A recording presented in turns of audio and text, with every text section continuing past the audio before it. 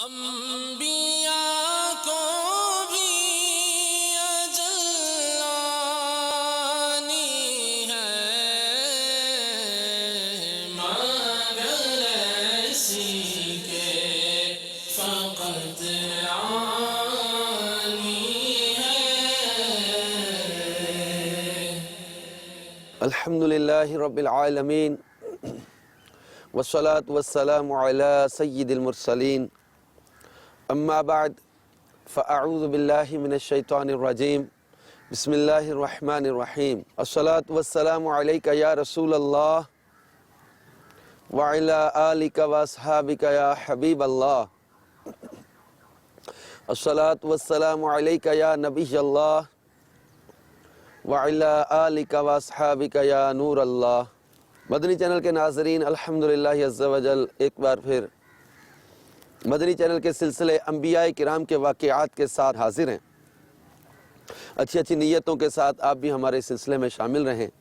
القول البدیع اور ترغیب و ترہیب میں ایک حدیث پاک ہے، عن ابی کاہل رضی اللہ تعالی عنہ قال قال رسول اللہ صلی اللہ تعالی علیہ وسلم یا ابا کاہل من صلی علیہ کل یوم 3 مرات وکل لیلۃ 3 مرات حبا لی وشوقا الی کان حقا علی اللہ ان یغفر له ذنوبہ تلک اللیلۃ وذلک اليوم۔ حضرت ابو کاہل رضی اللہ تعالی عنہ سے مروی ہے کہ رسول اللہ صلی اللہ تعالی علیہ وآلہ وسلم نے فرمایا، اے ابو کاہل، جو شخص مجھ پر ہر دن اور ہر رات کو 3 مرتبہ میری محبت اور میری طرف شوق کی وجہ سے درود پاک پڑھے تو اللہ تعالیٰ پر حق ہے کہ اس کے اس دن اور رات کے گناہ بخش دے۔ صلو علی الحبیب صلی اللہ تعالی علی محمد وعلی آلہ وصحبہ وبارک وسلم۔ میٹھے میٹھے اسلامی بھائیوں اور مدنی چینل کے ناظرین، انبیاء کرام کے واقعات میں ہمارے پیارے پیارے آقا امام الانبیاء سید الانبیاء صلی اللہ تعالی علیہ وآلہ وسلم کی حیات طیبہ کے کچھ واقعات کو ہم یہاں بیان کرنے کی اب سعادت حاصل کر رہے ہیں۔ تو ہمارے آقا مدینے والے مصطفیٰ صلی اللہ تعالی علیہ وآلہ وسلم، ان کی ہجرت کا ہم نے تذکرہ یہاں پر کرنے کی سعادت حاصل کی، لیکن نبی پاک صلی اللہ تعالی علیہ وآلہ وسلم کی ہجرت کے ساتھ جو خصوصی واقعات پیش آئے، ان میں سب سے اہم وہ قباء میں مسجد کی تعمیر تھی۔ اب دیکھیں، نبی پاک صلی اللہ تعالی علیہ وآلہ وسلم کو مسجد سے کیسی محبت ہے۔ اب قباء میں آپ نے کچھ دن قیام فرمایا۔ اب یہ جو ہے وہ مدینہ المنورہ کے باہر ایک بستی ہے چھوٹی سی۔ اچھا، حضرت کلثوم بن حدم کی ایک زمین تھی، اس کو پسند فرمایا۔ خاندان عمر بن عوف کی کھجوریں سکھائی جاتی تھی، تو اس جگہ نبی پاک صلی اللہ تعالی علیہ وآلہ وسلم نے اپنے مبارک ہاتھوں سے مسجد کی بنیاد ڈالی، اور اسی مسجد کو مسجد قباء کہا جاتا ہے، اور جس کی شان میں قرآن پاک میں اللہ تبارک و تعالی ارشاد فرماتا ہے، لَمَسْجِدٌ أُسِّسَ عَلَى التَّقْوَى مِنْ أَوَّلِ يَوْمٍ أَحَقُّ أَن تَقُومَ فِيهِ فِيهِ رِجَالٌ يُحِبُّونَ أَن يَتَطَهَّرُوا وَاللَّهُ يُحِبُّ الْمُطَّهِّرِينَ۔ یقیناً وہ مسجد جس کی بنیاد پہلے ہی دن سے پرہیزگاری پر رکھی ہوئی ہے، وہ اس بات کی زیادہ حقدار ہے کہ آپ اس میں کھڑے ہوں۔ اس مسجد میں ایسے لوگ ہیں جن کو پاکی بہت پسند ہے، اور اللہ تعالیٰ پاک رہنے والوں سے محبت فرماتا ہے۔ آپ کے جانثار صحابہ میں سے کوئی عرض کرتا، یا رسول اللہ صلی اللہ علیہ وسلم، آپ پر ہمارے ماں باپ قربان ہو جائیں، آپ چھوڑ دیجئے، ہم اٹھائیں گے۔ تو سرکار صلی اللہ تعالی علیہ وآلہ وسلم ان کی دلجوئی کے لیے چھوڑ دیتے، مگر پھر اسی وزن کا دوسرا پتھر اٹھا لاتے اور خود ہی اس کو لا کر عمارت میں لگاتے، اور تعمیری کام میں جوش و ولولہ پیدا کرنے کے لیے صحابہ کرام کے ساتھ آواز ملا کر حضور علیہ السلام حضرت عبداللہ بن رواحہ کے یہ اشعار پڑھتے جاتے تھے کہ افلح من یعالج المسجد وَيَقْرَأُ الْقُرْآنَ قَائِمًا وَقَاعِدًا وَلَا يَبِيتُ اللَّيْلَ عَنْهُ رَاقِدًا. یہ حضرت عبداللہ بن رواحہ کی مشہور جو ہے وہ کلام تھا. حضرت عبداللہ بن رواحہ کے یہ اشعار حضور علیہ الصلوۃ والسلام اور صحابہ مل کر پڑھ رہے تھے. اس کا مفہوم یہ کہ وہ کامیاب ہے جو مسجد تعمیر کرتا ہے اور اٹھتے بیٹھتے قرآن پڑھتا ہے اور سوتے ہوئے رات نہیں گزارتا. میرے میٹھے میٹھے اسلامی بھائیوں اور مدنی چینل کے ناظرین، جب یہ پاک صاحب الاولاق صلی اللہ تعالیٰ علیہ وآلہ وسلم نے قباء میں بھی مسجد کی تعمیر فرمائی، پھر پیارے آقا صلی اللہ تعالیٰ علیہ وآلہ وسلم 14 یا 20 روز قباء میں قیام فرما کر جمعہ کے دن قباء سے شہر مدینہ کی طرف روانہ ہوئے. راستے میں قبیلہ بنی سالم کی مسجد میں پہلا جمعہ آپ صلی اللہ تعالیٰ علیہ وآلہ وسلم نے پڑھا. یہی وہ مسجد ہے جو آج تک مسجد الجمعہ کے نام سے مشہور ہے. قباء میں ٹھہرے، مسجد کی تعمیر. مسجد جمعہ آج تعمیر ہے جہاں پر وہاں پہلا جمعہ ادا فرمایا. مدینہ پاک میں تشریف لائے، وہاں مسجد نبوی کی تعمیر، آگے اس کا تذکرہ آ رہا ہے. یا میرے مدنی چینل کے ناظرین، مسجدوں کی تعمیر کرنے والے کتنے خوش نصیب ہیں. مسجد قباء کی تعمیر کے وقت صحابہ اور پیارے آقا صلی اللہ تعالیٰ علیہ وسلم جو اشعار پڑھ رہے تھے، اس میں پہلا مصرع کیا تھا؟ افلح من یعالج المسجد. کامیاب وہ ہے جو مسجد تعمیر کرتا ہے. مسجد بنانے والے، مسجد بنوانے والے، اس کے لیے مدنی عطیات دینے والے، اس کے لیے خدمت کرنے والے کتنے خوش نصیب لوگ ہیں. بلکہ روایات میں ہے کہ جو اللہ کی رضا کے لیے مسجد بناتا ہے، اللہ تعالیٰ اس کے لیے جنت میں گھر بنا دیتا ہے. تو ہمارے پیارے نبی صلی اللہ تعالیٰ علیہ وآلہ وسلم نے ہجرت کے بعد جب مسجد قباء میں جو ہے وہ قیام کیا، وہاں مسجد کی تعمیر کی. اور مسجدیں بنانے والے اتنے خوش نصیب ہیں کہ ان کے لیے یہاں تک بشارت ہے کہ جو قطات پرندے کے برابر، یعنی قطات پرندے کا گھونسلہ ہے، اس کے برابر چھوٹا سا گھر ہوتا ہے اس کا. وہ اتنی سی مسجد بھی اللہ کی رضا کے لیے بنا دے، اللہ اس کے لیے بھی جنت میں گھر بنا دیتا ہے. اور مسجد کی تعمیر ایک ایسا کام ہے کہ جتنے لوگ اس میں شامل ہوتے ہیں تو سب کو اللہ تعالیٰ اجر عطا کرتا ہے. سب کے لیے جنت میں گھر بنائے جانے کی بشارت ہے. تو دعوت اسلامی کے مدنی ماحول میں الحمدللہ عز و جل مجلس خدام المساجد کا قیام عمل میں لایا گیا، جس کا کام ہی مساجد بنانا، مسجدوں کو آباد کرنا. کیونکہ دعوت اسلامی، آپ جانتے ہیں کہ امیر علیہ سنت کئی بار ہمیں یہ بات فرماتے رہتے ہیں کہ دعوت اسلامی مسجد بھرو تحریک ہے. مسجدیں بنانا، مسجدوں کو آباد کرنا خوش نصیب لوگوں کا کام ہے. پھر وَيَقْرَأُ الْقُرْآنَ قَائِمًا وَقَاعِدًا، جو اٹھتے بیٹھتے قرآن پڑھتا رہتا ہے. روایات میں ہے پیارے آقا صلی اللہ تعالیٰ علیہ وآلہ وسلم نے فرمایا خیرکم من تعلم القرآن وعلمہ، تمہیں بہتر وہ ہے جو قرآن پڑھے اور دوسروں کو پڑھائے. قرآن سیکھنے سکھانے والوں کی تعریف فرمائی. یہ فرمایا گیا کہ دلوں کو بھی زنگ لگ جاتا ہے جیسے لوہے کو زنگ لگ جاتا ہے. تو دلوں کے زنگ کو دور کرنے کے لیے فرمایا کہ کثرت سے موت کو یاد کرتے رہا کرو اور کثرت سے تلاوت قرآن کرتے رہا کرو. ہر حرف کے بدلے 10 نیکیاں ملتی ہیں. قرآن پاک پڑھنے پڑھانے کا کام کریں. پھر فرمایا وَلَا يَبِيتُ اللَّيْلَ عَنْهُ رَاقِدًا، کامیاب کون؟ جو مسجد بناتا ہے، جو اٹھتے بیٹھتے قرآن پڑھتا ہے اور رات پوری سوتے گزار نہیں دیتا. رات کا کچھ حصہ عبادت کے لیے مخصوص کر لیا جائے، اپنے رب کی یاد میں وقت گزارے. پچھلا پہر جب رات کا آتا ہے نا، اس میں عام طور پر تہجد پڑھی جاتی ہے. ویسے تو تہجد کا وقت جیسے عشاء پڑھ کے کوئی تھوڑی دیر کے لیے بھی چاہے سو جائے تو اس کے لیے تہجد کا وقت شروع ہو جاتا ہے. مگر جو پچھلا پہر ہے نا رات کا، اس کو بزرگان دین نے عبادت کے لیے، سجدوں کے لیے، آنسو بہانے کے لیے، دعائیں مانگنے کے لیے خاص وقت قرار دیا ہے. ہمارے میاں محمد بخش صاحب رحمت اللہ علیہ کہا کرتے تھے نا، پچھلی راتی رحمت رب دی کرے بلند آوازہ. پچھلی راتی رحمت رب دی کرے بلند آوازہ، بخشش منگن والیاں کارن کھلا ہے دروازہ. اللہ کی رحمتوں کے دروازے کھلتے ہیں. ہر رات اللہ تبارک و تعالیٰ کی رحمت پکارتی ہے کوئی بخشش مانگنے والا، ہے کوئی طلب کرنے والا، ہے کوئی سوال کرنے والا، اور اس وقت خاص رحمتوں کا نزول ہوتا ہے. تو غفلت میں شب و روز گزار دینا یہ سعادت نہیں ہے، یہ نادانی ہے. اور دن رات ہمارے غفلتوں میں گزر جاتے، کئی دن کئی مہینے گزر گئے، قرآن پاک کھول کر نہیں دیکھا، قرآن پاک پڑھنے کی سعادت نہیں پاتے۔ قرآن پاک اللہ کی پاک کلام ہے، آج بندوں کے کلام پڑھنے کا ٹائم ہے، مختلف آرٹیکل پڑھنے کا ٹائم ہے، مختلف قسم کی دنیاوی، سیاسی اور غیبتوں پر مبنی خبریں پڑھنے کا ٹائم ہے، طرح طرح کے کھیلوں کے اور طرح طرح کی جو ہے وہ دنیاوی، فلمی اور رومانوی، افسانوی ڈائجسٹ اور رسالے پڑھنے کا ٹائم ہے، مگر آج وقت نہیں بچا، اپنے رب کا کلام پڑھنے کا وقت نہیں بچا۔ حیرت ہے کہ قرآن پاک پڑھنے کا ہمارے پاس وقت نہیں۔ رب کا کلام ہے، رب کا کلام۔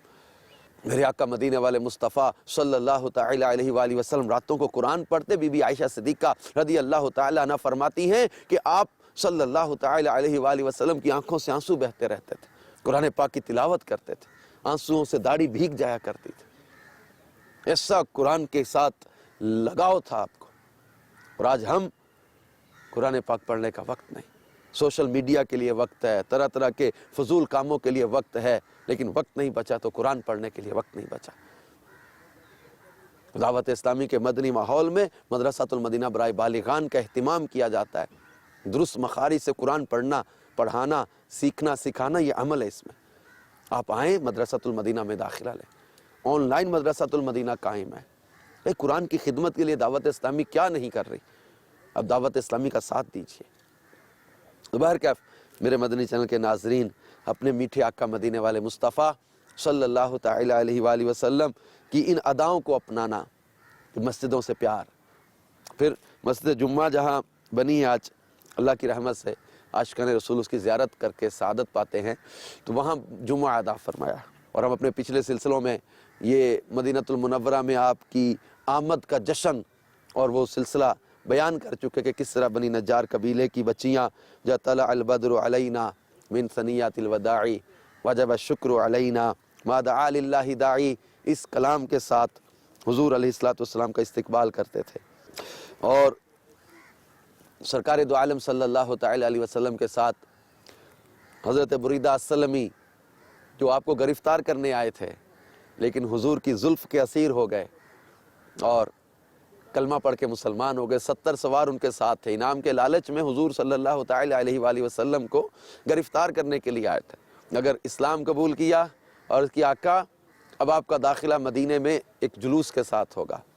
اپنا امامہ کھولا، نیزے پر اس کو جھنڈا بنایا، 70 سواروں کا جلوس ساتھ ہے، حضور علیہ السلام اس شان کے ساتھ مدینہ المنورہ میں داخل ہو رہے، مدینے کے لوگ خوشی منا رہے، ایک جشن کا سماں تھا۔ اب پیارے آقا صلی اللہ تعالیٰ علیہ وآلہ وسلم کی سواری کو لوگ پکارتے ہیں، حضور ادھر آ جائیں، ادھر آ جائیں۔ آپ کی سواری کی لگام پکڑ پکڑ کر، مہار تھام تھام کر اونٹنی کی عرض کرتے ہیں، حضور ہمارے گھر کو کرم سے نواز دیں، ہمارے گھر قدم رکھ دیں۔ لیکن پیارے آقا صلی اللہ تعالیٰ علیہ وآلہ وسلم فرماتے ہیں، میری اونٹنی کی مہار چھوڑ دو، جس جگہ خدا کو منظور ہوگا یہ اسی جگہ جا کر اونٹنی بیٹھ جائے گی۔ چنانچہ جس جگہ آج مسجد نبوی شریف ہے، اس کے پاس حضرت ابو ایوب انصاری رضی اللہ تعالیٰ عنہ کا مکان تھا، جسی جگہ نبی پاک صلی اللہ تعالیٰ علیہ وسلم کی اونٹنی بیٹھ گئی۔ ایک پنجابی کا شاعر اپنے الفاظ میں اس منظر کو بیان کر کے کہتا ہے کہ کڈی خوش بخت کلی سی ایوب دی، جتھے جا کے رکی ڈاچی محبوب دی، نیویں آندہ پرونا ہے ساڈا نبی، محلہ والے کھڑے ویکھ دے رہ گئے۔ میرے آقا مدینے والے مصطفیٰ صلی اللہ تعالیٰ علیہ وآلہ وسلم نے حضرت ابو ایوب انصاری رضی اللہ تعالیٰ عنہ کا جو ہے وہ دعوت نامہ قبول فرمایا، ان کے گھر کو نواز دیا، اور حضرت ابو ایوب انصاری رضی اللہ تعالیٰ عنہ میزبان رسول کا لقب پا گئے، اور ایسی میزبانی کی کہ جان نثاری کا مظاہرہ کرتے تھے۔ اب ایک واقعہ سے آپ اس کا اندازہ لگائیں، حضرت ابو ایوب انصاری رضی اللہ تعالیٰ اور ان کے گھر والوں نے کیسی مہمان نوازی کی۔ اب ایک رات جو ہے وہ ان کا پانی کا گھڑا ٹوٹ گیا، پانی جب پھیلنے لگا تو ان کے پاس ایک ہی لحاف تھا، اس میں پانی خشک کر لیا، نیچے ٹپکنے نہیں دیا۔ اب گھر میں یہی ایک لحاف تھا جو گیلا ہو گیا، رات بھر میاں بیوی نے سردی برداشت کی، مگر حضور علیہ السلام کو ذرہ برابر تکلیف نہ پہنچنے دی۔ 7 مہینے حضرت ابو ایوب انصاری رضی اللہ تعالیٰ عنہ نے میزبانی کا شرف حاصل کیا، خدمت کرتے رہے. پھر سرکار مدینہ صلی اللہ تعالیٰ علیہ وآلہ وسلم کی ازواج مطہرات کے جب مسجد نبوی کے قریب حجرے بن گئے تو آپ ادھر قیام پذیر ہو گئے. اب پیارے آقا مدینہ والے مصطفیٰ صلی اللہ تعالیٰ علیہ وآلہ وسلم نے مدینہ المنورہ میں آ کر جو سب سے اہم کام مسجد نبوی کی تعمیر.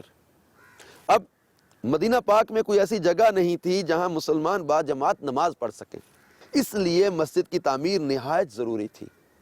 حضور علیہ السلام کی قیامگاہ کے قریبی بنو نجار کا ایک باغ تھا.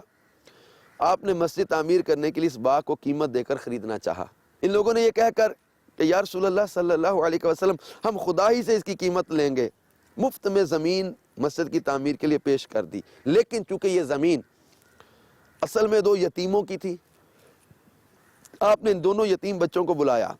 ان یتیم بچوں نے بھی زمین مسجد کے لیے نظر کرنی چاہیے، مگر سرکار دو عالم صلی اللہ تعالی علیہ وآلہ وسلم نے اس کو پسند نہیں فرمایا.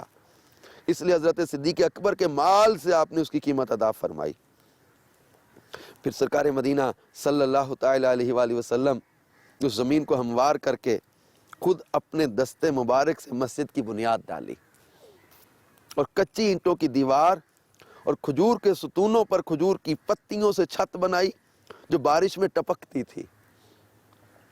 اس مسجد کی تعمیر میں صحابہ کرام کے ساتھ خود حضور صلی اللہ تعالی علیہ وآلہ وسلم بھی اینٹیں اٹھا کر لاتے تھے اور صحابہ کرام کو جوش دلانے کے لیے ان کے ساتھ آواز ملا کر حضور علیہ السلام یہ شعر پڑھتے تھے: اللہم لا خیر الا خیر الآخرہ فاغفر الانصار والمہاجرہ. یہ بخاری شریف میں یہ پہلی جلد کے صفحہ 61 پر یہ اشعار موجود ہیں. یہ پیارے آقا صلی اللہ تعالی علیہ وآلہ وسلم صحابہ کرام کے ساتھ مل کر یہ شعر پڑھتے تھے کہ اے اللہ بھلائی تو صرف آخرت ہی کی بھلائی ہے، لہٰذا اے اللہ تو انصار اور مہاجرین کو بخش دے. اچھا، اس سے ایک پتہ یہ بھی چلا، جیسے مسجد قباء کی تعمیر میں آپ نے دیکھا کہ سرکار دو عالم صلی اللہ تعالی علیہ وسلم صحابہ کے ساتھ مل کر خود اشعار پڑھ رہے. مسجد نبوی کی تعمیر کے دوران اچھا مختلف جنگوں کے واقعہ جب آپ سنیں گے تو اس میں بھی آپ پیارے آقا صلی اللہ تعالی علیہ وسلم کا اشعار پڑھنا آپ سنیں گے. حنین کی جنگ میں تو خاص طور پر اشعار کا ذکر ہے. تو یہ اس سے پتہ چلا کہ اچھے اشعار پڑھنا یا سننا یہ نبی پاک صلی اللہ تعالی علیہ وآلہ وسلم کے پیارے عمل سے ظاہر ہو رہا ہے. صحابہ کرام اشعار پڑھتے تھے اور حضور علیہ السلام کی نعتیں پڑھتے تھے، قصیدہ جس کو کہتے ہیں نا عربی میں. تو اب قصائد پڑھتے تھے، قصیدے پڑھتے تھے. صحابہ کے قصیدے موجود ہیں حدیث کی کتابوں میں. حضرت عبداللہ بن رواحہ کے قصیدے موجود ہیں، حضرت حسان بن ثابت کے قصیدے موجود ہیں، حضرت عبداللہ ابن عباس کے قصیدے موجود ہیں، حضرت عباس کا قصیدہ موجود ہے، حضرت کعب کا قصیدہ موجود ہے. صحابہ کرام کے قصیدے حدیث کی کتابوں میں موجود ہیں کہ جو سرکار مدینہ صلی اللہ تعالی علیہ وآلہ وسلم کی تعریف اور آپ کے اوصاف و کمالات کا تذکرہ جن میں کیا کرتے تھے.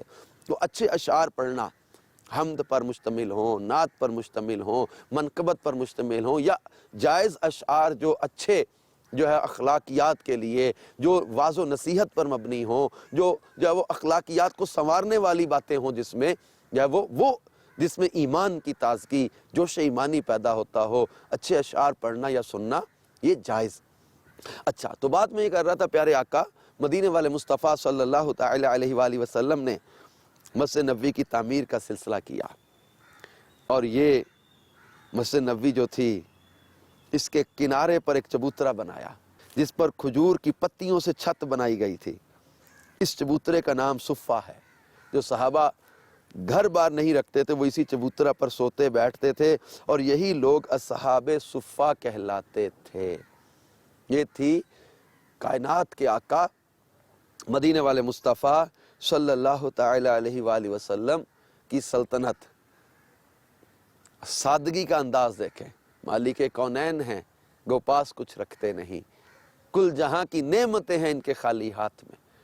اب پیارے آقا مدینے والے مصطفیٰ صلی اللہ تعالی علیہ وآلہ وسلم نے مسجد نبوی جو کچی اینٹوں سے بنائی گئی جس کی چھت ٹپکتی تھی، یہاں اللہ کے حبیب صلی اللہ تعالی علیہ وآلہ وسلم کا جو ہے وہ نماز کا اور وہاں پر واعظ و نصیحت کا اور تربیت کا ایک پیارا نظام ہے. کہ میرے میٹھے میٹھے اسلامی بھائی اور مدنی چینل کے ناظرین، اس کے ساتھ ہی پھر ازواج مطہرات کے جب وہ حجرے بنائے گئے، اور پھر صحابہ کرام جو مہاجرین تھے ان کے گھروں کی تعمیر کا کام ہوا، کہ مہاجرین جو اپنا سب کچھ مکہ المکرمہ میں چھوڑ کر آئے تھے، ان لوگوں کی رہائش کے لیے سرکار مدینہ صلی اللہ تعالی علیہ وسلم نے مسجد نبوی کے قرب و جوار ہی میں انتظام فرمایا۔ انصار نے بہت قربانی دی اس موقع پر، کہ نہایت فراخ دلی کے ساتھ اپنے مہاجرین صحابہ جو بھائی تھے ان کے لیے مکانات، زمینیں، مکانوں کی تعمیر کے لیے ہر قسم کی امداد دی، جس سے مہاجرین کی آباد کاری میں بڑی سہولت ہو گئی۔ سب سے پہلے جس انصاری نے اپنا مکان حضور علیہ السلام کو بطور ہبہ کے نظر کیا، اس خوش نصیب کا نام حضرت حارثہ بن نعمان رضی اللہ تعالیٰ عنہ ہے۔ چنانچہ ازواج مطہرات کے مکانات حضرت حارثہ بن نعمان ہی کی زمین میں بنائے گئے۔ میٹھے میٹھے اسلامی بھائی اور مدنی چینل کے ناظرین، اپنے مسلمان بھائیوں کی مدد کرنا، ان کی خیر خواہی کرنا، مشکل وقت میں ان کا ساتھ دینا، ان کی پریشانی میں ان کو جو ہے وہ سپورٹ کرنا، ساتھ دینا، یہ سعادت مندی ہے۔ بلکہ احادیث مبارکہ میں دل جوئی کے فضائل بیان کیے گئے، احادیث مبارکہ میں مسلمان بھائی کی خیر خواہی کرنے کے فضائل بیان کیے گئے، ان کا ساتھ دینے کے، غم شیئر کرنا، دکھ شیئر کرنا، تکلیف کے موقع پر ان کو جو ہے وہ سنبھالا دینا، سہارا دینا، ان کی مدد کرنا، جس کو اللہ نے آسانی دی ہے وہ اپنے مسلمان بھائی کا ساتھ دے۔ مسلمان ایک جسد واحد کی طرح ہوتے ہیں، ایک حصے میں تکلیف ہو تو پورا بدن اس کی جو ہے وہ تکلیف محسوس کرتا ہے۔ لیکن آج خود غرضی اتنی بڑھ گئی کہ بھائی بھائی کا دشمن ہو گیا، بھائی بھائی کے مال کے لیے ایک دوسرے سے جھگڑا کر رہے، چھوٹی سی دکان کے لیے آپس میں جھگڑتے، چھوٹے سے جو ہے مال کے لیے، چند سکوں کے لیے ایک دوسرے کے دشمن بن جاتے، تھوڑا سے دنیاوی مال کے لیے بھائی بھائی سے کٹ کے بیٹھ جاتا ہے، ماں باپ سے ناراض، بہن بھائیوں سے ناراض، مجھے حصے میں کم دے دیا، مجھے یہ چیز نہیں دی، مجھے وہ چیز نہیں دی۔ دنیا کی مال اور دنیا کی ہوس نے کتنا جو ہے وہ ہمارے خونوں کو سفید کر دیا۔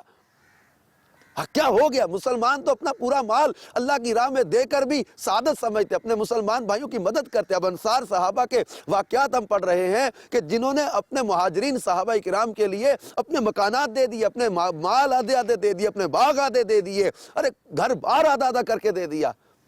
ان کے دلوں میں اللہ کے محبوب کی محبت ہے، ان کے دلوں میں اللہ کی محبت ہے۔ سیدنا صدیق اکبر تبوک کے موقع پر اپنا گھر کا سارا مال لا کر حضور علیہ السلام کے قدموں میں رکھ دیتے ہیں کہ حضور میرے ساتھیوں کے کام آ جائے گا، صحابہ کے کام آ جائے گا یہ مال۔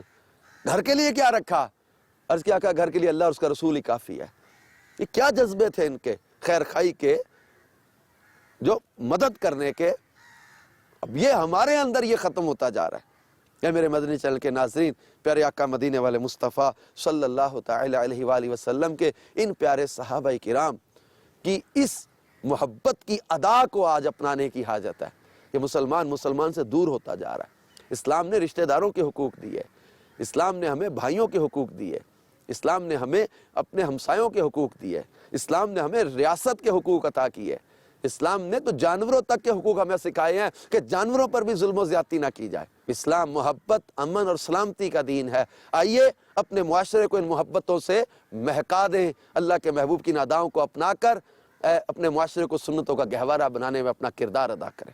اللہ تعالیٰ سے دعا ہے کہ اللہ تعالیٰ ہمیں دعوت اسلامی کے مدنی ماحول میں استقامت و اخلاص عطا فرمائے، اور اس مدنی ماحول کی برکت سے ہمارے اندر خیر خواہی کا جذبہ پیدا ہو۔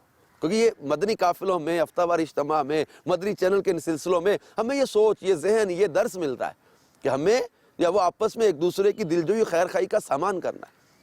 بلکہ جو مسکین رشتہ دار ہوتا ہے نا، اس کو صدقہ دینے کے تو 2 اجر ہیں، ایک تو صدقہ دینے کا ثواب، اور پھر دوسرا صلہ رحمی کرنے کا ثواب۔ صلہ رحمی کے فضائل الگ بیان کیے گئے، رشتہ داروں سے اچھا سلوک کرنا۔ تو یہ کہ دنیا کے مال کے لیے اپنے رشتہ کاٹ دینا، یہ کہاں کی دانش مندی ہے؟ رشتہ کاٹنا تو ویسے ہی حرام ہے بلا عذر شرعی۔ اب ہم نے خود سے ہی اپنی جو کرائٹیریاز بنا رکھے ہیں کہ میرے ساتھ فلاں زیادتی کی اس نے، لہٰذا میں نے اس کو توڑ دیا، چھوڑ دیا، رشتہ ختم کر دیا، اس سے مرن جیرن ہمارا ختم ہو گیا، ملنا جلنا ختم ہو گیا، سلام دعا ختم ہو گئی۔ کس دنیا کے لیے ہے؟ جو ہمیں بھی چھوڑ کے جانا ہے اس کو بھی چھوڑ کے چلے جانا ہے، وہ بھی چھوڑ کے چلا جائے گا سب کچھ۔ ہماری آخرت کے لیے ہماری جو ہے وہ قبر کے لیے، ہماری جو ہے وہ آخرت کے لیے کوئی نیکیاں جمع ہو جائیں تو خیر خواہی کریں، دل جوئی کریں اور ہوس میں نہ پڑیں۔ میری گزارش ہے کہ یہ آپ کر کے دیکھیں، اس حدیث پر عمل کرنے کی کوشش کرتے رہیں کہ جو تم سے تعلق توڑے تم اس سے تعلق جوڑو، جو تم پر زیادتی کرے تم اسے معاف کر دو، جو تمہیں محروم کرے تم اسے عطا کرو۔ اس حدیث پر عمل کر کے دیکھیں۔ اور اللہ کے محبوب علیہ السلام نے اس کی جزا یہ بیان فرمائی تھی، جس کا خلاصہ ہے کہ جو یہ کرے، یہ 3 کام، یعنی جو تم پر زیادتی کرے تم اسے معاف کرو، جو تم سے تعلق توڑے تم اسے تعلق جوڑو، جو تمہیں محروم کرے تم اسے عطا کرو، جو یہ کرے گا اللہ تعالیٰ اس کا حساب نرمی سے لے گا اور اپنی رحمت سے اسے داخل جنت فرما دے گا۔ تو مدنی قافلوں میں سفر کرتے رہیں گے، دعوت اسلامی کے مدنی کاموں میں حصہ لیتے رہیں گے، آخرت کی سوچ مضبوط ہوتی رہے گی اور دنیا کی ہوس سے بچتے رہیں گے، اور صحابہ کرام کے اور پیارے آقا صلی اللہ تعالی علیہ وآلہ وسلم کے ان پیارے جو ہے وہ کاموں کو یاد کریں جن کے برکت سے آج اسلام میں یہ واقعات ہم بیان کر رہے ہیں۔ یہ صحابہ کا ایثار کا جذبہ، انصار صحابہ کا، پھر مہاجرین کے لیے انہوں نے گھروں کے لیے جگہ دی، مالی مدد کی، تعاون کیا، ساتھ مل کر تعمیرات کروائیں اور یہ کام کیا۔ اللہ تبارک و تعالی ان واقعات کی برکت سے ہمارے دل کو بھی نرم کر دے اور آپس میں محبتیں بانٹنے والا بنا دے۔ آمین بجاہ النبی الامین صلی اللہ تعالی علیہ وآلہ وسلم۔ انبیاء